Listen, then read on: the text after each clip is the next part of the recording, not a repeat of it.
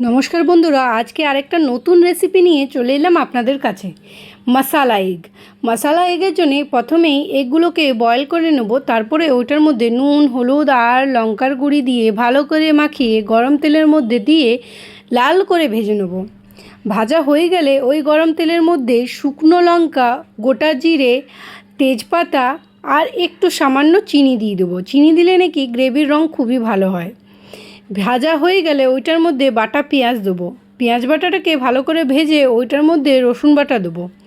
রসুন বাটাটাকেও ভালো করে ভেজে নিয়ে লাল করে ভেজে নিয়ে তারপরে ওটার মধ্যে দেবো কাঁচা লঙ্কা বাটা।